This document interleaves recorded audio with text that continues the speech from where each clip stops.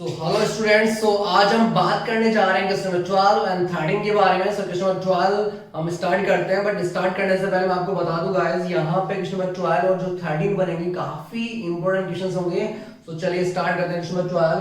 Question number 12 देखिएगा क्या है, यहाँ पे आपको प्रूव करना है इस डिटरमिनेंट की जो वैल्यू है वो किसके इक्वल लानी है, आपको 4a² b² c² इक्वल लानी है। तो कैसे लाते हैं देखिएगा, यहाँ पे आप यहाँ पे ऑब्जर्व कर पा रहे होंगे गाइस कि यहाँ पे जो C1 दे रखा है, C1 के अंदर A जो है वो कॉमन ले सकते हैं और C2 के अंदर B कॉमन लिया जा सकता है और C3 के अंदर C कॉमन लिया जा सकता है। सो मैं यहाँ पे राइट डाउन कर देता हूं उसको, taking A, B, C, taking A, B, C common from C1, C2, C3 respectively. ठीक है, ये हमने यहाँ पे कॉमन ले लिया है। ठीक है, तो कॉमन कहां से लिया, देखिए यहाँ पे A यहाँ C1 से कॉमन लिया गया है, B कहां से कॉमन लिया गया है, C2 से, और C कॉमन कहां से लिया गया है, C3 से। तो बाहर क्या आ जाएंगे आपके पास, A B C बाहर लाई हो जाएंगे। उसके बाद देखिएगा यहाँ पे क्या बनने वाला है, यहाँ पे रहेगा ओनली A। इधर क्या बचेगा, जब ये A बाहर निकल गया तो यहाँ रहेगा A plus B and next यहाँ पे A प्लस B बच गया और यहाँ पे क्या रहने वाला है आपके पास B। सो नेक्स्ट देखिएगा यहाँ पे हमने B कॉमन लिया तो यहाँ रहेगा C, नेक्स्ट बचेगा आपके पास B और यहाँ पे रह जाएगा B प्लस C, तो ये B प्लस C हो गया। ओके, सो नेक्स्ट देखिएगा यहाँ से हम C कॉमन लेते हैं, सो ये बचेगा आपके पास A plus C and next हो जाएगा आपके पास A एंड नेक्स्ट हो जाएगा C। ठीक है, तो ये बन गया आपके पास। ठीक है, सो यहाँ उसके बाद देखिएगा गाइस, यहाँ पे हम और चेंजेस कर सकते हैं। यहाँ पे जितना सिंपलीफाई, जितनी प्रॉपर्टीज आप यूज करोगे किसी भी डिटरमिनेंट के अंदर, उतना जल्दी आपका आंसर क्लियर होगा, उतना इजी वे के अंदर वो क्लियर हो जाएगा। सो यहाँ पे मैं देखो, अब यहाँ पे C1 को चेंज कर देता हूँ मैं। यहाँ पे हम C1 के अंदर प्रॉपर्टी यूज कर देते हैं। C1 को मैं चेंज करने जा रहा हूँ और C1 को चेंज कैसे करेंगे, यदि हम इन दोनों को ऐड करें, देखो यहाँ पे मैं C1 को जो है ना, ये A जो एलिमेंट है उसको मैं 0 बनाना चाह रहा हूँ यहाँ पे। ठीक है, अब 0 कैसे बनाएंगे, पहले हम दोनों को ऐड करते हैं, C1 प्लस C2 करते हैं। C1 प्लस C2 करोगे, देखो C1 प्लस C2 लिख देता हूँ यहाँ पे, C1 प्लस C2। अब C1 प्लस C2 ऐड करके माइनस का क्या कर दूंगा मैं, C3 का कर दूंगा, माइनस का क्या हो जाएगा C3। तो यहाँ पे C1 प्लस C2 बनेगा क्या, देखो यहाँ पे C1 प्लस C2 ये ऐड करो, ये क्या हो जाएगा आपके पास A प्लस C बन जाएगा। तो उसके बाद माइनस करूंगा क्या, C3, तो माइनस करूंगा, ये दोनों माइनस के हो जाएंगे आपके पास, और ये प्लस का है, ये प्लस का, तो दोनों कट जाएगा। देखो कैसे, जब मैंने C1 किया यहाँ पे एक A है और C2 किया यहाँ पे C है, माइनस किसको कर रहा हूँ मैं, A प्लस C को कर रहा हूँ, तो A प्लस C लिख दो यहाँ पे ऐसे कैसे। ठीक है, तो ये बन गया A प्लस C, ये बन गया माइनस का, ये बन गया माइनस का C, कट जाएगी वैल्यूज, तो क्या आ गया आपके पास, 0 आ गया। तो मैं यहाँ पे राइट डाउन कर सकता हूँ 0। तो देखो A B C तो बाहर चल रहा है, तो ये तो हो गया आपके पास 0। अब ऐसे एज इट इज माइनस कर दीजिए, तो यहाँ पे देखो ये दोनों ऐड करो एक बार, ये दोनों ऐड होंगे तो A प्लस B होगा तो क्या बन जाएगा, A प्लस 2B बन जाएगा, A प्लस 2B, फिर माइनस क्या करूंगा मैं, A कर दूंगा, तो A से कट जाएगा, क्या बचेगा यहाँ पे 2B। ठीक है यहाँ तक। उसके बाद देखो इन दोनों को ऐड करो, पहले C1 प्लस C2 करेंगे पहले। ठीक है, तो C1 प्लस C2 करो, तो B प्लस B क्या हो गया 2B, प्लस में क्या हो गया C, तो 2B प्लस C, और माइनस क्या होगा C, तो C से कट जाएगा, यहाँ पे क्या बचेगा 2B बचेगा आपके पास। उसके बाद देखो क्या हमने C2 को कोई चेंजेस किया है, नहीं किया, C3 में कोई चेंजेस किया है, नहीं किया, तो C2 ऐसे कैसे आ जाएगा C, ये हो गया आपके पास B और ये हो गया B प्लस C। ठीक है, यहाँ पे देखिए ये हो जाएगा आपके पास A प्लस C, यहाँ हो जाएगा A और यहाँ हो जाएगा C। तो यहाँ तक हमने कर लिया है। ठीक है, उसके बाद देखिएगा स्टूडेंट्स, यहाँ पे हम एक 0 और बना सकते हैं। कैसे, यहाँ पे जो R2 दिख रहा है आपको, यहाँ पे 2B, या तो इसको चेंज कर दो या फिर इसको चेंज कर दो, तो इजी रहेगा, 0 के साथ 0 आ जाए। ठीक है, तो यहाँ पे 2B में से 2B माइनस कर सकता हूँ, 2B में से 2B माइनस होगा तो ये क्या बन जाएगा, 0 बन जाएगा।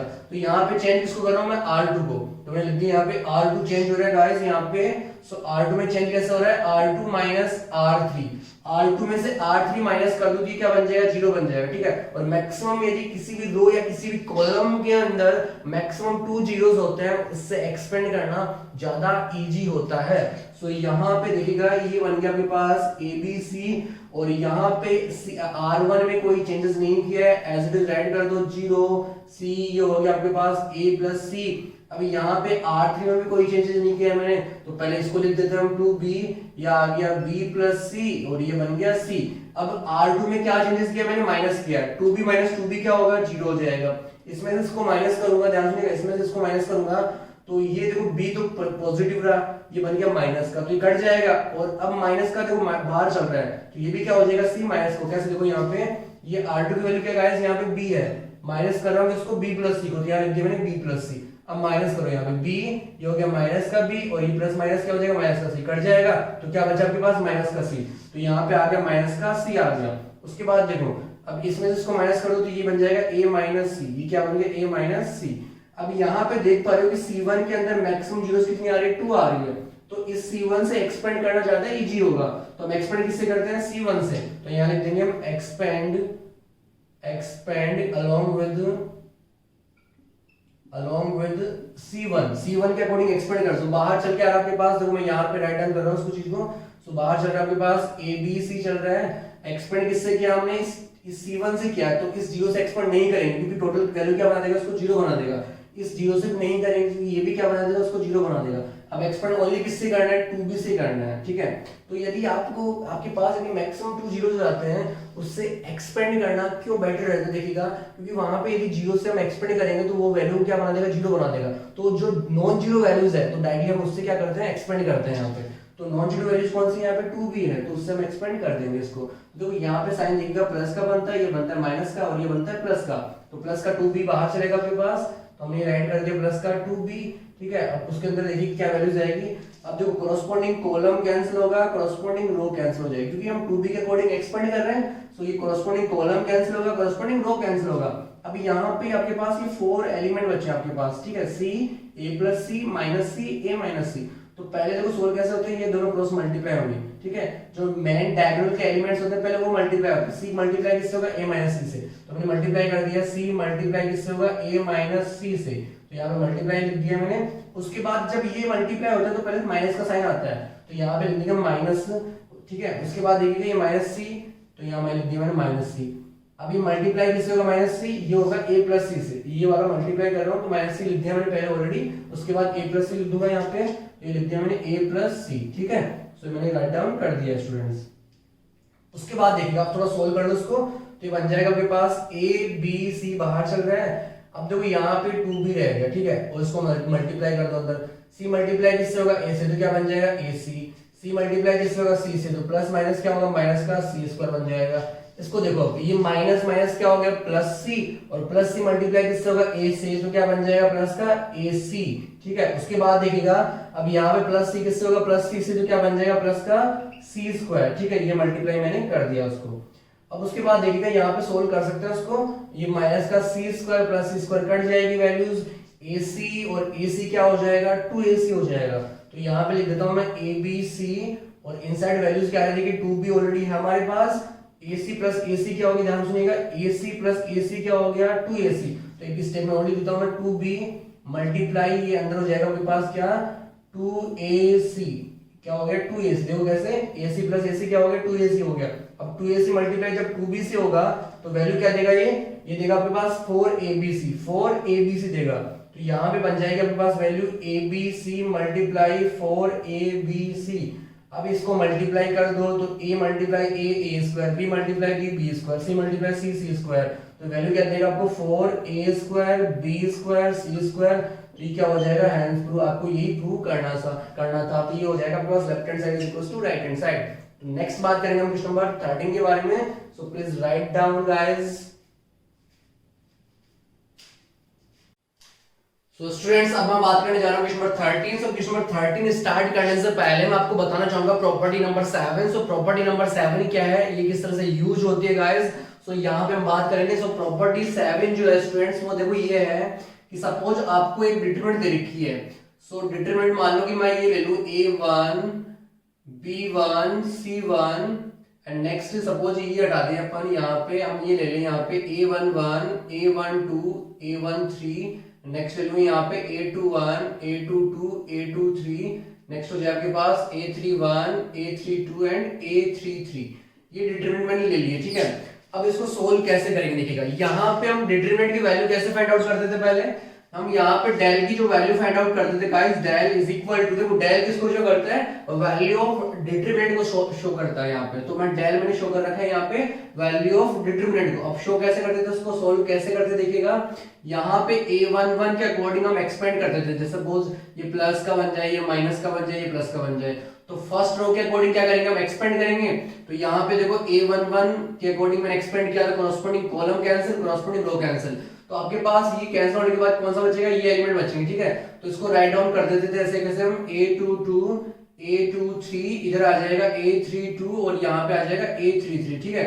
उसके बाद इसका साइन कैसे बनता था, माइनस का, तो ये बन जाएगा a12, इसके कॉरस्पॉन्डिंग कॉलम कैंसिल, इसके कॉरस्पॉन्डिंग रो कैंसिल। अब आपके पास बचेगा a21 a23 a31 और a33, और सिमिलरली हम इसके अकॉर्डिंग एक्सपेंड कर देते, बन जाएगा a13। अब देखो यहाँ पे इसके अकॉर्डिंग हम एक्सपेंड करेंगे तो कॉलम कैंसिल हो जाएगा, रो कैंसिल हो जाएगी, तो बचेगा क्या आपके पास a21 a22, या आ जाएगा आपके पास a31 और a32, इस तरह से बन जाएगा, ठीक है। सो यहाँ पे देखो ये वैल्यू जो वैल्यूज है, ये डिटरमिनेंट जो है ना वो किसको शो करता है, देखो यहाँ पे हमने माइनस निकाले थे, तो माइनस कैसे निकालते हैं, यहाँ पे थोड़ा सिंगल होता है एक्सपेंड, जैसे हम एक्सपेंड ही करते हैं ना वैसे हम माइनस निकालते हैं। सो माइनस कैसे निकाले जाते हैं, सपोज मैं a11 का माइनस निकालूं यहाँ पे, स्मॉल a11 का, तो स्मॉल a11 का माइनस क्या बनेगा, कैपिटल M11 बनेगा, ठीक है ना, कैपिटल M11, तो इस a11 का माइनस क्या होगा, कैपिटल M11 होगा। तो यहाँ पे जब माइनस निकाला जाएगा तो ओनली ये कैंसिल, और ये आपके पास जो एलिमेंट बचेंगे वो किसको शो करते हैं, माइनस को शो करते हैं, और उसको हम सोल्व कर लेते थे, फिर इसको मल्टीप्लाई करते, फिर माइनस इसको मल्टीप्लाई कर देते थे, ठीक है। तो यहाँ पे ये जो डिटरमिनेंट लिखा है मैंने 2 मल्टीप्लाई 2 का, ये शो किसको करता है, आपके पास M11 को शो करता है। ये M11 किसके लिए, a11 के लिए, तो क्या मैं इसकी जगह M11 राइट कर सकता हूँ, यस कर सकता हूँ। आगे देखो फिर यहाँ पे ये a12 का आपके पास क्या रखा है, माइनर आ रखा है, ठीक है, माइनर आ रखा है। तो यहाँ पे देखो हो क्या रहा है, एक्चुअली यहाँ पे हम जब एक्सपेंड करते हैं, सो एक्सपेंड में क्या होता है कि जो एलिमेंट होता है वो कॉरस्पॉन्डिंग माइनर से मल्टीप्लाई हो रहा होता है। यहाँ पे जो a11 है कॉरस्पॉन्डिंग M11 से मल्टीप्लाई होगा, यहाँ पे a12 है वो कॉरस्पॉन्डिंग उसके माइनस मतलब उसका क्या बनेगा, M12। यहाँ पे a13 है वो किससे मल्टीप्लाई होगा, M13 से हो जाएगा, ठीक है। सो ऐसे यहाँ पे मल्टीप्लाई होता है, तो यहाँ पे मैं राइट कर सकता हूँ उसको, del is equal to a11, इसकी जगह आ जाएगा कैपिटल M11, क्योंकि ये जो वैल्यूज होती है वो माइनर की होती है। आप शो करके देखना, फाइंड आउट करके देखना कि माइनस कैसे निकालते हैं आप, है ना। तो ये वैल्यू मिलेगी आपको, तो हमने राइट डाउन कर दिया यहाँ पे M11, माइनस का किया हमने a12, आगे इसको क्या राइट डाउन कर सकते हैं हम यहाँ पे M12, और प्लस में बन जाएगा a13, और इसको राइट डाउन कर दूंगा क्या, कैपिटल M13। अब देखो ये वैल्यूज आ गई किसकी टर्म में, आपके पास product of elements and minus आ रहा है, यहाँ पे product of elements and minus बन रहा है आपके पास, इस तरह से बन रहा है, ठीक है। तो ये डेल की वैल्यू को शो करता है। अब उसके बाद हम क्या करें, यहाँ पे इसको है ना हम product of elements and cofactor की फॉर्म में भी शो कर सकते हैं, product of elements and cofactor. अब वो शो कैसे करते हैं देखिएगा, मैं यहाँ पे लिखूंगी आपके पास जो ये दे रखा है aij, so capital aij show करता है कोफैक्टर्स को। तो यहाँ पे aij की वैल्यू कैसे निकाल देते हैं, -1 to the power i plus j, और मल्टीप्लाई क्या होता है mij। अब यहाँ पे i क्या होता है, नंबर ऑफ रो को शो करता है, j किसको शो करता है, नंबर ऑफ कॉलम को शो करता है। तो सपोज आपके पास इस a11 के लिए कैपिटल a11 निकालना हो, इस स्मॉल एलिमेंट जो दे रखा है a11 का, उसके लिए निकालना कोफैक्टर, आपके पास कोफैक्टर निकालना a11, कैपिटल a11 निकालना, तो बताओ यहाँ पे i की वैल्यू क्या आपके पास 1 है, j की वैल्यू क्या 1 है, तो यहाँ रख दो, तो यहाँ रखूंगा तो -1 टू द पावर क्या हो गया 1 + 1, और यहाँ रखूंगा तो क्या बन जाएगा M11। अब बताओ -1 की पावर कितनी बनी 2, तो देखो सिंपल सी बात है कि -1 की पावर यदि ओड हो तो रिजल्ट देगा माइनस का, ठीक है। अब ये कैसे बनता है वो डिपेंड आगे चीज करती है, बट यहाँ पे -1 ओपन होने के बाद किसका आएगा रिजल्ट, आपके पास नेगेटिव आएगा पॉजिटिव आएगा, वो डिपेंड करता है -1 की पावर पे। पावर यदि ओड है तो रिजल्ट आपके पास इसका रिजल्ट ओनली किसका मिलेगा, इसका मिलेगा नेगेटिव, और इवन है तो पॉजिटिव मिलेगा। तो इस कंडीशन में क्या मिल रहा है, पॉजिटिव मिल रहा है, इसका मतलब क्या हो गया M11 जो होगा आपके पास वो किसके इक्वल होगा, कैपिटल A11 के इक्वल होगा। ऐसे ही आप आगे भी कर सकते हो, कैपिटल A12 की वैल्यू निकाल सकते हो यहाँ पे, तो कैपिटल A12 की वैल्यू निकालोगे यहाँ से, तो देखो क्या बनेगा आपके पास, कैपिटल A12 की वैल्यू होगी आपके पास -1 टू द पावर 1 + 2 और M12, ठीक है। तो इसकी वैल्यू क्या आएगी, -1 की पावर कितनी होगी 3, तो ये -1 दे देगा, मल्टीप्लाई चल रहा है M12, तो ये वैल्यू होगी माइनस का M12 किसके इक्वल हो गया, A12 के। अब माइनस का A12 जो M12 जो है वो किसके इक्वल हो रहा है, A12 के इक्वल हो रहा है। इसका मतलब मैं ये भी तो राइट कर सकता हूँ, capital M12 is equal to -A12, capital M12 is equal to minus A12। तो यहाँ पे देखो, इसमें देखो यहाँ पे A11 के लिए माइनर क्या बना, कोफैक्टर क्या बना था आपके पास, जो कोफैक्टर था वो कैपिटल A11 बना था। माइनर M11 के लिए कोफैक्टर क्या होगा, A11, सिमिलर होगा यहाँ पे। तो मैं राइट डाउन यहाँ पे कर सकता हूँ क्या, del is equal to A11, ऐसे कैसे राइट डाउन किया। और इस माइनर के लिए देखो कोफैक्टर क्या बना, कैपिटल A11 बना, कैपिटल A11 माइनस। अब देखो यहाँ पे सुनिएगा, यहाँ पे M12 की जो वैल्यू है, M12 की वैल्यू क्या आ रही है, माइनस का A12 आ रही है। M12 की वैल्यू क्या आ रही है, माइनस का M12 A12, तो यहाँ रख दो। तो मैं रखूंगा यहाँ पे M12 की वैल्यू, तो ये बन रही है माइनस का A12। जब मैं यहाँ रखूंगा तो माइनस माइनस क्या हो जाएगा, प्लस का, तो ये आ जाएगा A12 स्मॉल में कैपिटल A12, ठीक है। और सिमिलरली देखो यहाँ पे बन रहा है 1 + 3, 1 + 3 क्या हो गया, 4 हो गया। 4 हो गया तो क्या बनेगा, पावर जो बनेगी 4 बनेगी। सो इवन है, इवन देगा तो कैसे देगा रिजल्ट, प्लस का देगा। तो यहाँ पे उसमें कोई चेंजेस नहीं होगा, तो यहाँ पे लिख देंगे हम A13 और ये बन जाएगा आपके पास कैपिटल A13। तो यहाँ पे हमें शो कर दिया क्या, sum of product of cofactors and elements. तो ये आपके पास डेल की वैल्यू आती है, तो ऐसे भी शो हम कर सकते हैं उसको, ठीक है। सो डेल की वैल्यू को ऐसे भी शो किया जा सकता है। अब यहाँ पे देखो डेल की वैल्यू, देखो यहाँ पे समझने वाली बात ये आ गई, एलिमेंट जो बन रहा है A11 उसका कोफैक्टर क्या बन रहा है, कैपिटल A11 बन रहा है। यहाँ पे स्मॉल A12 का कोफैक्टर क्या है, कैपिटल A12 है, मतलब कोरस्पॉन्डिंग आ रहा है 1 2 1 2, यहाँ 1 3 यहाँ 1 3, ठीक है। तो यहाँ पे ये ध्यान देना है आपको कि कोफैक्टर जो मल्टीप्लाई होता है उसे कोरस्पॉन्डिंग एलिमेंट से ही मल्टीप्लाई होता है, तब उसकी वैल्यू क्या बनती है आपके पास, डेल बनती है। बट यहाँ पे सपोज मैं राइट कर दूं A12 और यहाँ पे आ रखा है कैपिटल A11, ठीक है, तो वैल्यू क्या देगा, 0 देगा। क्यों देगा वो समझो उसको, वो वैल्यू 0 क्यों देगा। अब देखो यहाँ पे डेल की वैल्यू किसकी इक्वल है, इसकी इक्वल समझना इसको, डेल की वैल्यू किसकी इक्वल है, इक्वल है, इसकी इक्वल है। तो ये वैल्यू जो आ रही है वो इसकी इक्वल आ रही है। तो यहाँ पे मैं क्या करूँ, small A11 small A11 small A12 और स्मॉल A13 की जगह मैं क्या लिख दूं, सुनो, A11 small A12 small A13 की जगह मैं क्या पुट कर दूं, स्मॉल A21 स्मॉल A22 और स्मॉल A23 पुट कर दूं। तो मैं इन एलिमेंट्स की जगह यदि वो एलिमेंट्स पुट करूंगा यहाँ पे, तो जब यहाँ पे एलिमेंट्स आएंगे, तो ये वाली वैल्यूज है ना, यहाँ पे पुट कर दूंगा मैं, तो ये दोनों रो जो होगी वो इक्वल बन जाएगी। ये दोनों रो क्या बन जाएगी, इक्वल बन जाएगी। सुनिएगा, यहाँ पे 2 रोज जो है वो इक्वल बन जाएगी। अब 2 रोज यदि किसी डिटरमिनेंट की आइडेंटिकल होती है, सेम होती है, तो उस डिटरमिनेंट की वैल्यू क्या होती है, 0 होती है। अब उस डिटरमिनेंट की वैल्यू क्या हो जाएगी, 0 हो जाएगी। किसके लिए, अब देखो A11 के लिए क्या पुट किया मैंने, A21, तो यहाँ पे आ गया A21, ये कैपिटल A11 चल रहा है, प्लस में A12 के लिए क्या पुट किया मैंने, A22, तो यहाँ पे आ गया A22 और ये चल रहा है A12, प्लस में A13 के लिए क्या पुट किया मैंने, A23, तो ये आ गया A23 और ये बन गया A13। तो यहाँ पे हो क्या रहा है, जो आपके पास A11 था कैपिटल A11 कोफैक्टर, वो मल्टीप्लाई किससे हो रहा है, वो सेकंड रो से हो रहा है, और सेकंड रो से होगा तो उसकी वैल्यू क्या मिलेगी आपके पास, 0 मिलेगी। सिंपल सी बात है कि यदि कोई कोरस्पॉन्डिंग आपके पास एलिमेंट जो है, सपोज A11 स्मॉल A11 वो मल्टीप्लाई कैपिटल A11 से ना हो करके किसी और से मल्टीप्लाई होता है, तो उस डिटरमिनेंट की वैल्यू क्या बन जाएगी, 0 बन जाएगी। तो मैंने यहाँ पे समझा दिया है। आगे ऐसे हम कर सकते हैं यहाँ पे कि A31 A32 और A33 को भी पुट किसकी जगह कर दूं, मैं इसकी जगह कर दूं, A11 A12 A13। तो ये जो फर्स्ट रो थर्ड रो होगी वो भी सिमिलर हो जाएगी और उसकी वैल्यू क्या दे देगी, 0 दे देगी आपको, ठीक है। तो इस तरह हम शो कर सकते हैं। सो यहाँ पे प्रॉपर्टी नंबर 7 यही थी कि यदि हम कोरस्पॉन्डिंग, सपोज आपके पास एलिमेंट दे रखा है स्मॉल A11, उसको हम कैपिटल A11 से मल्टीप्लाई करें, आगे A12 जो स्मॉल A12 है उसको कैपिटल A12 से मल्टीप्लाई करूं, तो वो शो करता है डिटरमिनेंट ऑफ, आपके पास वैल्यू ऑफ डिटरमिनेंट को शो करता है। बट यदि मैं किसी और से मल्टीप्लाई कर दूं तो वैल्यू क्या बना देगा, 0 बना देगा वो, ठीक है। तो ये प्रॉपर्टी नंबर 7 थी। अब यहाँ पे दो डिटरमिनेंट मल्टीप्लाई कैसे होती है वो देख लो यहाँ पे। तो यहाँ पे सपोज ये फर्स्ट रो, ये सेकंड रो, ये थर्ड रो, इधर भी आपके पास फर्स्ट सेकंड थर्ड रो, तो यहाँ पे दो तरीके से उसको मल्टीप्लाई कर सकते हैं अपन। आपने पहले मैट्रिक्स को मल्टीप्लाई किया हुआ है, बट यहाँ पे मैं बात कर रहा हूँ डिटरमिनेंट को मल्टीप्लाई कैसे करते हैं। सो यहाँ पे फर्स्ट रो जो है वो फर्स्ट रो से मल्टीप्लाई हो सकती है, रो टू रो मल्टीप्लाई हो सकता है यहाँ पे, ठीक है। So first row multiply first row multiply second row, first row multiply third row, ठीक है, ऐसे मल्टीप्लाई कर सकते हैं। अदरवाइज आप चाहो तो उसको कॉलम से मल्टीप्लाई कर सकते हो। यहाँ पे सपोज आपके पास 3 कॉलम है, आपके पास फर्स्ट सेकंड एंड थर्ड, तो आप चाहो तो first row multiply first column, first row multiply second column, first row multiply third column, जैसे मैट्रिक्स में करते थे वैसे भी कर सकते हो। बट डिटरमिनेंट में इजी रहेगा रो टू रो का मल्टीप्लिकेशन, तो यहाँ पे रो टू रो मल्टीप्लाई कर लेंगे, ठीक है। तो ये आपके पास प्रॉपर्टी नंबर 7 थी। अब मैं आता हूँ क्वेश्चंस पे। सो क्वेश्चन देखो क्या दे रखा है आपको, if in determinant del is equal to, del की वैल्यू दे रखी है और साथ में बोला गया यहाँ पे capital A1 B1 C1 etcetera are cofactors of elements A1 B1 C1 respectively. तो जो एलिमेंट्स दे रखे हैं यहाँ पे ये वाले एलिमेंट्स, इनके कोफैक्टर क्या है, capital A1 capital B1 capital C1 ये दे रखे हैं, ठीक है। सो अब इसको प्रूव कैसे करेंगे, देखो यहाँ पे आपको गिवन तो कर ही रखा है डेल इज इक्वल टू, ठीक है। प्रॉपर्टी नंबर 7 मैंने आपको प्रूव करके दिखा दी कैसे हम इसको यूज करने वाले हैं, कैसे क्या होता है।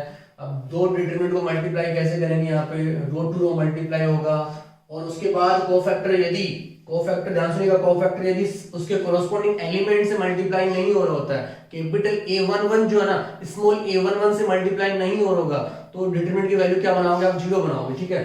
तो यहाँ पे देखो गिवन तो कर रखा है आपको गाइस, यहाँ पे del is equal to, so यहाँ दे रखा है डेल इज इक्वल टू, ये गिवन कर रखा है del is equal to A1 B1 C1, next दे रखा है A2 B2 C2, और नेक्स्ट गिवन कर रखा है A3 B3 और C3। अब बिल्कुल सिंपल हो जाएगा, ये प्रॉपर्टी 7 आपने समझ लिया है तो इक्वेशन बिल्कुल सिंपल लगेगा। तो देखो यहाँ पे मैं समझाने जा रहा हूँ आपको, ये मैंने दे रखी है del is equal to given कर रखा है, ठीक है। उसके बाद हमने सपोज किया let p is equal to, एक मैं अदर डिटरमिनेंट सपोज कर सकता हूँ p is equal to, so मैंने सपोज कर लिया यहाँ पे p1 q1 और r1, ये सपोज किया p2 q2 और r2, ये सपोज कर लिया मैंने p3 q3 और r3, ठीक है, ये सपोज कर लिया मैंने।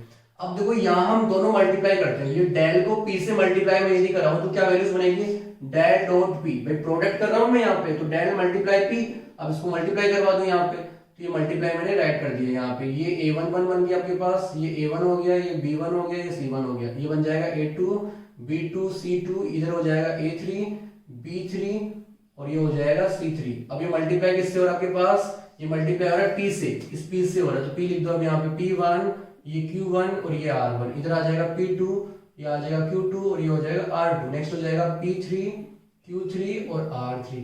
अब देखो यहाँ पे हो क्या है, एक्चुअली यहाँ पे दो डिटरमिनेंट आपस में मल्टीप्लाई हो रहे हैं। मैंने दो तरीके बताए, इसको रो टू रो मल्टीप्लाई भी कर सकते हो यहाँ पे, और रो टू कॉलम में मल्टीप्लाई कर सकते हो, बट इजी कौन सा रहेगा, रो टू रो मल्टीप्लाई रहेगा। तो फर्स्ट रो को हम फर्स्ट रो से मल्टीप्लाई करते हैं पहले, ठीक है। सो ये यहाँ पे मल्टीप्लाई में कर देता हूँ उसको, देखो first row multiply first row, तो लिख दो यहाँ पे A1 किससे मल्टीप्लाई होगा, P1 से, तो ये आगे A1 P1 प्लस में B1 किससे होगा, Q1 से, तो आगे B1 Q1, फटाफट की थोड़ा, C1 किससे मल्टीप्लाई होगा, R1 से, तो C1 R1 आ जाएगा, फिर थोड़ा स्पेस दे दो यहाँ पे। फिर फर्स्ट रो मल्टीप्लाई किससे होगी, सेकंड रो से, तो लिख दो इसको A1 P2 प्लस में B1 Q2 प्लस में C1 R2। अब उसके बाद फर्स्ट रो मल्टीप्लाई किससे होगी, थर्ड रो से, तो उसको मल्टीप्लाई कर दो, यहाँ पे आ जाएगा A1 P3 प्लस में B1 Q3 प्लस में ये आ जाएगा C1 R3। सिमिलरली करेंगे हम second row multiply first row, second row multiply second row, second row multiply third row. तो पहले मल्टीप्लाई किससे करते हैं, second row multiply first row, हाँ ठीक है। तो उसमें मल्टीप्लाई कीजिए, A2 किससे होगा, P1 से, तो ये हो जाएगा A2 P1 प्लस में, अब यहाँ B2 किससे होगा, Q1 से, तो ये हो जाएगा B2 Q1 प्लस में यहाँ पे C2 R1 से होगा, C2 R1। अब यहाँ पे सेकंड को सेकंड से कर दो, तो ये बन जाएगा A2 P2 प्लस में B2 Q2 प्लस में C2 और R2। अब यहाँ पे second row multiply third column से कर दो, तो ये बन जाएगा A2 P3 प्लस में हो जाएगा B2 Q3 और प्लस में हो जाएगा यहाँ पे C2 R3। उसके बाद third row multiply first row, third row को मल्टीप्लाई कर दो फर्स्ट रो से, तो ये बनेगा आपके पास A3 P1 प्लस में B3 Q1 प्लस में आपके पास नेक्स्ट आएगा C3 R1। सिमिलरली सेकंड से मल्टीप्लाई कर दो, तो ये बन जाएगा A3 P2 प्लस में B3 Q2 प्लस में, इसके बाद आएगा C3 R2। फिर इधर मल्टीप्लाई कर दो, तो आ जाएगा A3 आपके पास मल्टीप्लाई होगा B3 से प्लस में, उसके बाद B3 किससे होगा, Q3 से, तो B3 Q3 प्लस में क्या होगा C3 और यहाँ पे हो जाएगा R3। तो ये मल्टीप्लाई मैंने कर दिया है यहाँ पे राइट डाउन, ठीक है। अब इसमें देखो यहाँ पे मैं लेके क्या चल रहा हूँ आपके पास डेल डॉट पी, ये डेल डॉट पी मल्टीप्लाई हुआ है, तो ये वैल्यूज आपके पास आ चुकी है। अब देखो यहाँ पे ये जो P1 Q1 C1 जो था आपके पास, जो P1 C1 जो भी दे रखा था आपको, वो शो किससे कर रखा था आपके पास, यहाँ P1 C1 जो भी दे रखा है, सपोज मैं यहाँ पे राइट डाउन कर दूं कैपिटल A1, ठीक है। यहाँ पे ये भी ले सकते हो आप यहाँ पे, कि अदर सपोज कर सकते हो डेल डैश को आप ये भी बना सकते हो, ठीक है। तो ये वैल्यूज में पुट डाउन कर सकता हूँ यहाँ पे, ध्यान सुनिएगा। यहाँ पे ये P जो है ना आपके पास कुछ वैल्यूज ये बन रही है, ये वाली वैल्यूज ये भी ले सकते हो, जो दे रखी है आपके पास कैपिटल A1 B1 C1 इस तरह से ले सकते हो आप, ठीक है। सो मैंने यहाँ पे अदर वैल्यूज ली है, तो इससे प्रूव करके दिखा देता हूँ मैं कैसे आती है, क्योंकि यहाँ पे सिमिलरली बुक का सिमिलर बन जाता है, तो मैं यहाँ पे थोड़ा अलग हटके इसको सोल्व करने की कोशिश कर रहा हूँ। ठीक है। सो यहाँ पे डेल डॉट पी जो है ना, यहाँ पे ध्यान थोड़ा ये देना आपको कि P1 Q1 इसके सिमिलर ही दे रखा है, तो आप यदि ये प्रूव कर देते हो वो अपने आप प्रूव हो जाएगा, ठीक है। सो यहाँ पे देखो, यहाँ पे P1 Q1 R1 जो दे रखा था वो क्या है, कोफैक्टर है, वो क्या है, कोफैक्टर्स दे रखे हैं भाई। यहाँ पे कोफैक्टर्स क्या दे रखे थे, A1 B1 C1, मैंने इसकी जगह क्या यूज किया, P1 Q1 R1 यूज कर लिया, बस इतना है डिफरेंस, थोड़ा अलग हटके कर रहा हूँ उसको, ठीक है। सो यहाँ पे डेल डॉट पी जो है आपके पास, देखो वैल्यू क्या देगा, ये देखो यहाँ पे जो कोफैक्टर P1 है वो स्मॉल a1 से मल्टीप्लाई हो रहा है, यहाँ पे Q1 B1 से हो रहा है, R1 R1 से C1 से हो रहा है, तो मतलब ये कॉरस्पॉन्डिंग चल रहा है। इसका मतलब इसकी वैल्यू क्या होगी, डेल की इक्वल होगी। मैंने समझाया था यदि कॉरस्पॉन्डिंग एलिमेंट यदि कॉरस्पॉन्डिंग फैक्टर से कोफैक्टर से मल्टीप्लाई होता है तो उसकी वैल्यू बनती है डेल, ठीक है। तो ये वैल्यू क्या हो जाएगी, डेल हो जाएगी, लिख दिया मैंने del dot P is equal to, ये वैल्यू होगी डेल, ठीक है। उसके बाद देखो यहाँ पे ये जो कोफैक्टर P2 दे रखा है वो A1 से मल्टीप्लाई हो रहा है, स्मॉल a1 से, मतलब ये आपके पास कॉरस्पॉन्डिंग मल्टीप्लाई नहीं हो रहा है, इसका मतलब इसकी वैल्यू क्या होगी, जीरो होगी, तो इसकी वैल्यू क्या होगी, जीरो। यहाँ पे भी कॉरस्पॉन्डिंग मल्टीप्लाई नहीं हुआ क्योंकि ये आपके पास फर्स्ट एलिमेंट हो गया और ये थर्ड से जाके मल्टीप्लाई हो रहा है, यहाँ पे 1 1 होना चाहिए, ठीक है। तो आपके पास डेल बनता, अदरवाइज ये वैल्यू क्या देगी, जीरो देगी, जो मैंने समझाया था प्रॉपर्टी नंबर 7 में। अब यहाँ पे देखो, यहाँ पे 2 और ये फर्स्ट, तो ये भी क्या बन जाएगा, जीरो। अब यहाँ पे देखो आप 2 2 2 2 2 2, तो ये वैल्यू क्या देगा, डेल। इधर देखो यहाँ पे ये वैल्यू क्या देगा, जीरो। ऐसे सिमिलरली मैं यहाँ पे राइट डाउन कर सकता हूँ उसको, तो ये बन जाएगा कि आपके पास जीरो, और इधर ये क्या देगा आपके पास, जीरो, और ये देगा 3 3 देगा ना आपके पास, ये वैल्यू देगा डेल, ये वैल्यू बन गई आपके पास डेल। अब उसके बाद आ जाओ आपके पास, देखो मैं यहाँ पे राइट डाउन कर सकता हूँ उसको, del dot P is equal to क्या बनेगा, यहाँ पे देखो डिटरमिनेंट में क्या होता है, यदि आप कॉमन ले रहे हो तो फर्स्ट कॉलम या first row, second row, third row, तो तीनों से अलग अलग कॉमन लेते हैं। बट मैट्रिक्स में क्या होता है, यदि कॉमन ले रहे हैं तो तीनों रो या दो रो जिनसे जितनी बनती थी सबसे कॉमन आ जाता था, बट यहाँ पे डिटरमिनेंट में पर्टिकुलर किसी रो या कॉलम से कॉमन लेते हैं, ठीक है।